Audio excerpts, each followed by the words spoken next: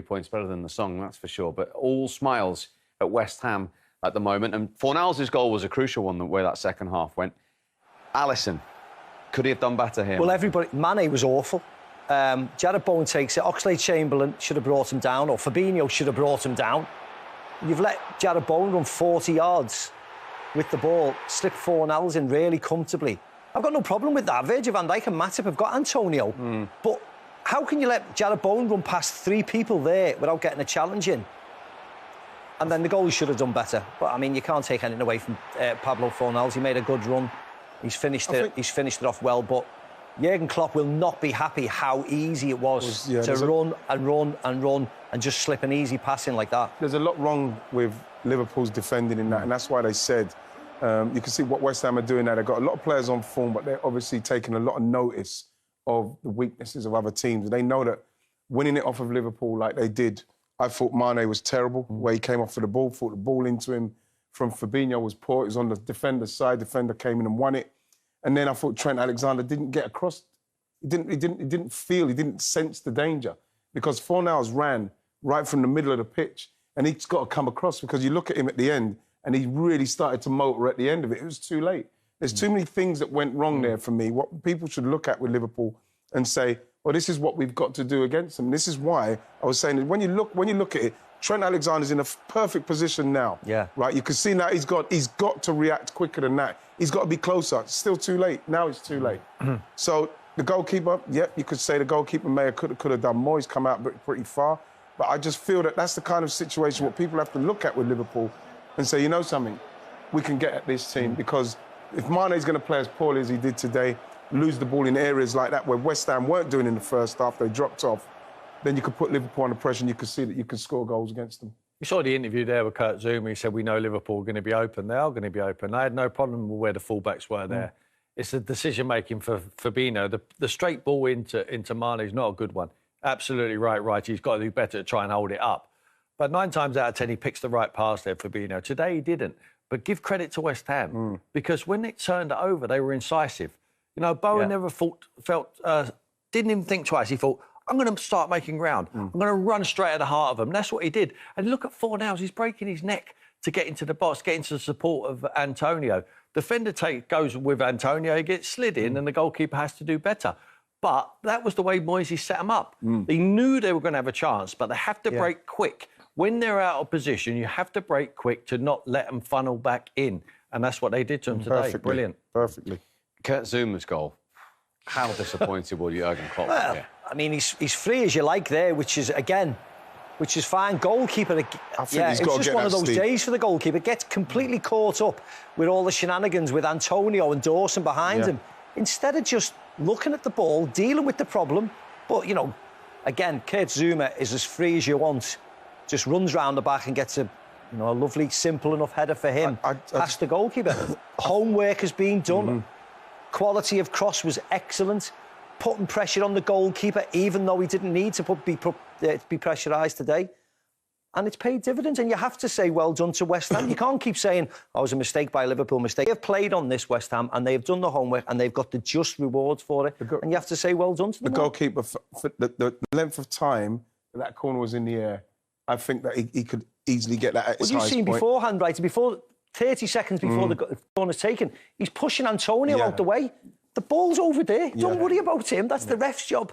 Yeah, he's pushing him here and pushing him there, and he's already occupied before the corner's been taken. So he's not aware of the situation. And you say West Ham had done the homework, had Liverpool, because since David Moyes came back to West Ham, they've scored the most set-play goals of any team, West Ham.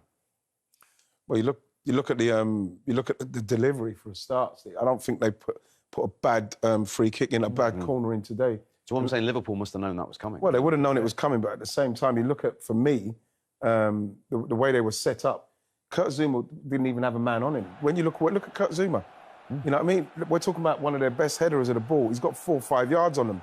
Kurt, you know, between him, between Mane, between Trent, no one, he's free. And then when you look where he's headed it, he's literally, yes, he's on the angle, but he's 2 yards out. I think the goalkeeper, the height, the length of time that ball's in the air, goalkeeper's got to come and at least push it on or something. Absolutely. It can be simple enough. 2 goals today is both goalkeeper errors. too occupied, preoccupied with Mikel Antonio. He's not fouling him, he just occupied his mind. He's worried about him rather than the ball going there. But as much as Trent's brilliant going forward, you've got to want to head the ball once in a while.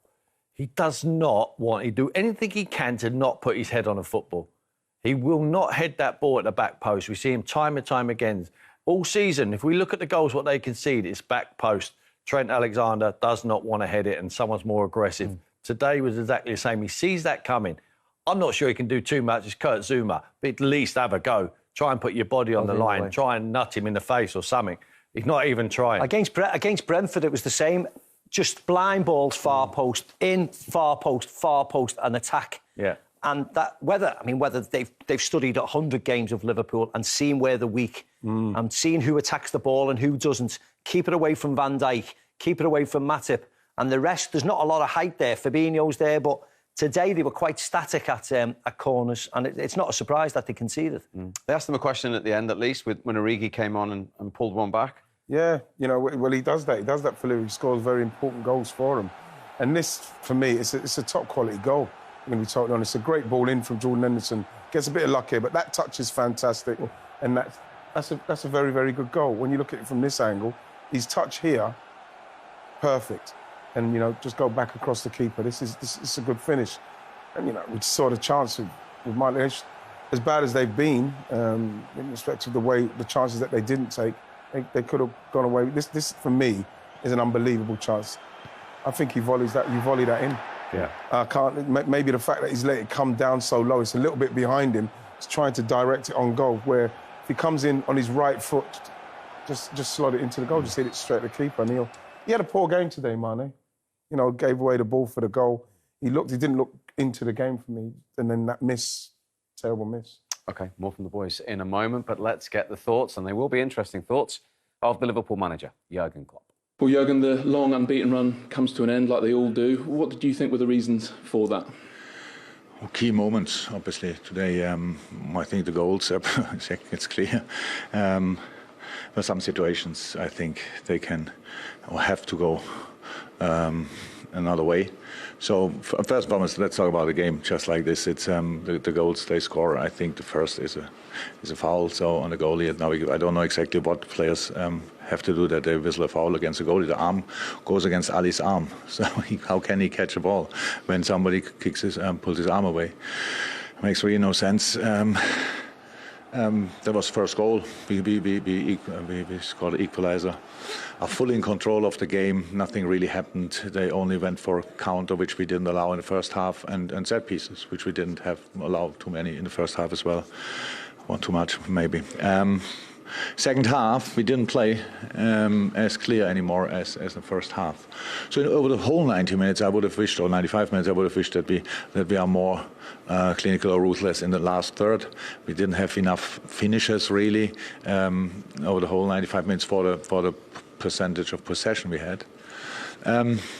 So that's then counter-attack. They do well in these situations. They have quality in this situation.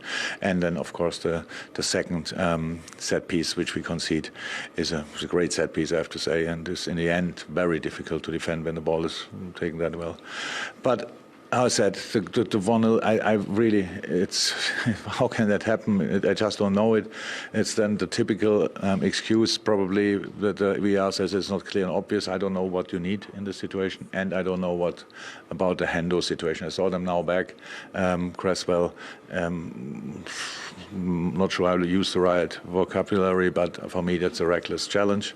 And even when he touched the ball before, I really don't know. You cannot go like this. Everything can happen there. And then you say, but he touched the ball before. Yeah, but you have to control your body.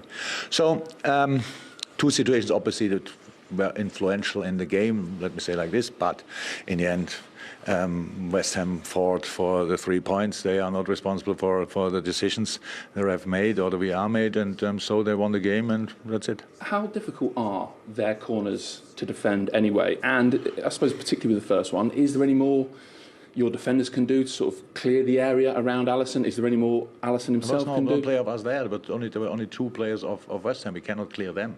If the goalie takes them and puts them away, then it's probably a penalty. So what can he do?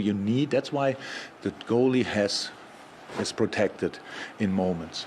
So, and now if a player goes up in the air and arm, that's of course it's not important, but for a goalie it's obviously an important piece of the body, and if that is knocked away, how can he make a save? I know people will say, oh God, he's looking for excuses. I'm not. It's just I'm completely calm. I accept. I don't think we are too good to lose football games. No, today we lost it. That's not nice, but I accept that, obviously. But when we speak about the situation in the game, then in moments you just need normal decision, not one side, not the other side, a normal decision from a ref, and he didn't do that, and that's the situation. So, with regard to your team's performance, you sort of said the second half wasn't as good as the first. Why not? Why do you think? Yeah, I don't know now 100%. It was just clear. We lost too many balls, so that's why they had counter-attacks in the first half. They didn't have that, so because there was no need. Really, we had them where we wanted them. Just it's 1-1. All good. So it was only one team playing. We should have done that exactly, but we were not. It looked like we lost a bit patience. Like, come on, now we have to do it. Now we have to be like when you are not clear enough in the last third in the first half. You think you have to decide that further up the pitch or whatever, but it's not true. Until then, you have to play the same stuff. Then you get in these situations again, and there you can make a difference. There you make a little dribbling. There the cross is better. We had, I think, first half a lot of situations where we came to the touchline, didn't find anybody in the box. Yes, the box is full. So like misunderstanding. The edge was completely free, but we had no player there as well, so it was really free. And these kind of things. And then they drop really deep in their own box, so it's not easy, but then you have to put the ball there that they have the chance to score an own goal as well. So, how I said, you have to force or to fight them down then in this last third. And that's what I feel completely self-critical, that there we were not good enough. But over the whole game against a team with a top momentum, little things decided, and there were a few little things that went against us. In his interview, Virgil van Dijk said you got a bit rash. Would you agree with that? Second half? Rash? I don't know, like trying a bit too hard, I suppose. I thought that I said that with we lost patience. If that's the same, it really is. Yeah. Okay, thank you. So that's true. That you could see that. It was just we were not that calm in the decisive moments. So they couldn't get us in the decisive areas. We could get the ball wide, we could go through the half spaces, and then of course when you try to put the ball in the box, and we had there 8-9 players. So not easy.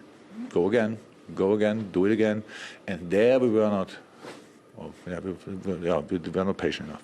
So it's a long time since you lost. How important will the reaction be after the international break?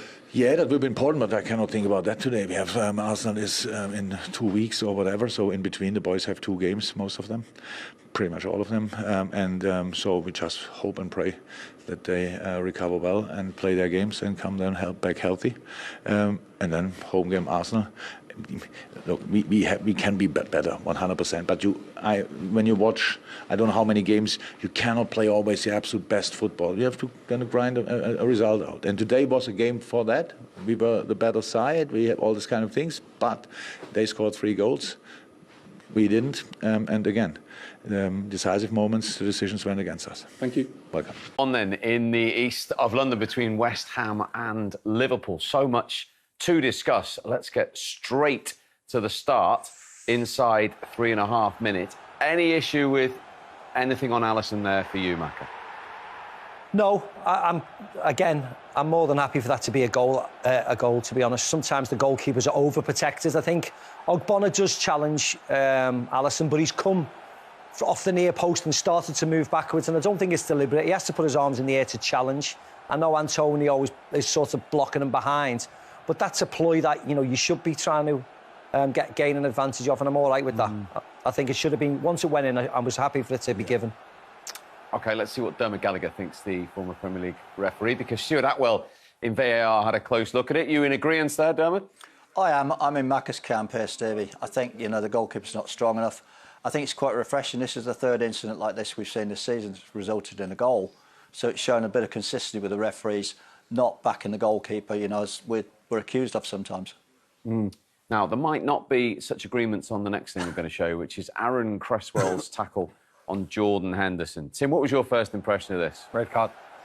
I still think it's a red card now. I think Cresswell knows what he's doing. You know, he's going to win the ball, but he knows there's a chance he can leave a bit on Jordan Henderson. Exactly what he does. If he was to freeze that, if they slowed that down, they showed the VAR, they freeze it like they do. We know if they freeze, we talk about it all the time. If they freeze anything, it always looks worse. So why show them it? 2-footed, off the floor, red card. Dermot? I think if the referee had a whistle, give a yellow card straight away, Stevie. You know, we wouldn't have been thrown to the VAR then. Didn't even give a free kick, Dermot. He didn't, and I think that's why we're discussing it now, Stevie, to be honest. And is that because he doesn't touch him? Because I was saying it's still dangerous. It's not a nice tackle. You and I both know that. But I think he hasn't made the contact that Holgate made early. You know, Holgate stood straight into the back of the calf. No. I think that you see Jordan Henderson actually moves his foot out of the way. I'm the same. When we saw it in real time, all three of us went, oh, because we knew what he was doing. When you've played the game, you know what type of tackle that is, and you know the intention in the player's mind who was committing that tackle. You want to hurt him. And Cresswell was trying to get the ball and take some of the man. I don't care what anybody says. The fact that his right foot comes right off the ground and around him, I thought it was another terrible challenge, even though he wins the ball initially. Like Holgate, I think the follow-through and the intent is to try and get the man afterwards. And is the intent important here, Dermot? Well, I think that's why I go back to what I said, Stevie. I think if the referee whistles, which I think he should have done, and brought a yellow card out, I think that would calm it all down. But I think because we've gone from nothing to checking for a red card, it's ramped everything up. Liverpool's equaliser. Are you happy that it was a free kick on Mo Salah? It looked clumsy. At first, when you see the referee's position, you see here, it looks a clumsy tackle. It looks so Rice dangles his leg. You look from this angle, it looks so he throws himself to the ground. Yeah. But what you would say is the referee's closest to it. He gave the free kick. You know, the VAR can't intervene then. It looks very... Honestly, when you look at it, the more I look at it, I'm trying to think where the actual touch was. But, you know, Mo's done beautifully there with the skill, but I'm trying to see where... I think it's that left leg of Rice, Righty. I'm not saying there's loads of contact, not at all. Like the Soumare one on Rafinha before, I think throw-ins get given when they're not throw-ins, or it brushes off, or a corner. And these things happen 100 times in a game. It's the fact that this happens right afterwards. Wow, that's beautiful. And when you see it from the other angle, it's just so they worked it out absolutely brilliantly, because there you can see Souček and Declan Rice, who are the tallest. Once they've moved it, it's going now over Bowen, and it has to be executed perfectly. But that's fantastic, because they've just literally negated the two tallest guys in the wall, and he's got the capability of whipping that up and down. It's absolutely top draw. Trent Alexander-Arnold with the equaliser. Dermot, thank you very much indeed. We'll speak to you later. All to play for in the